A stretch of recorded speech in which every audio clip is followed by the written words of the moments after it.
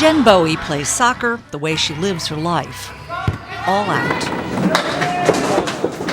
Her mom, Linda Kelly, has the same spirit.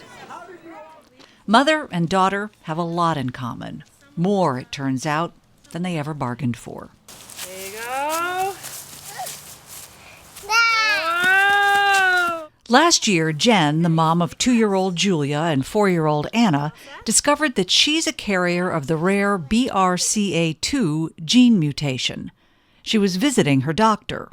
She let me know that they had just that week become a licensed genetic testing center. Given her family history of cancer, Jen was eligible for genetic testing, so she figured, why not? That why not may have saved her life and her mom's.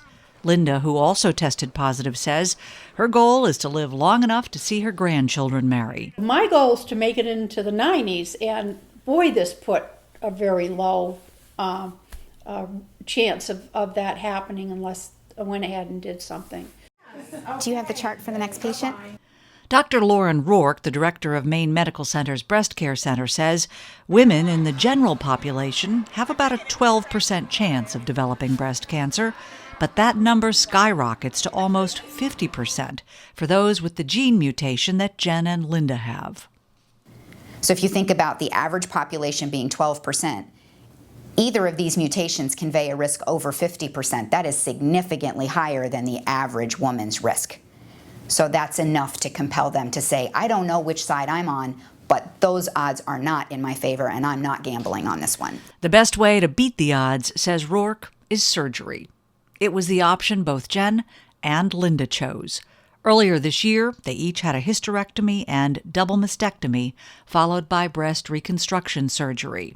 They're major surgeries, so there were certainly times when I had to take a deep breath, and just remember why I felt it was important to do these surgeries, and I still always felt confident that I was doing the right thing. Taking plenty of time to weigh the options is key, says Dr. Rourke, who did the breast surgeries for both of them. I look for, on the day of surgery, that peace I see in a patient's eyes when I know they've had time to think about it and made the right decision. It helped, said Linda, that a celebrated Hollywood actress had just made the same decision. It was like a flash with me. It was like, hey, if Angelina Jolie can do this, I can do it too. They consider themselves lucky to have found out about the time bomb lurking in their DNA before one or both got sick. A lot of people have said that to me, that it was a brave decision, but to me, it was just the logical thing to do. Logical and potentially life-saving.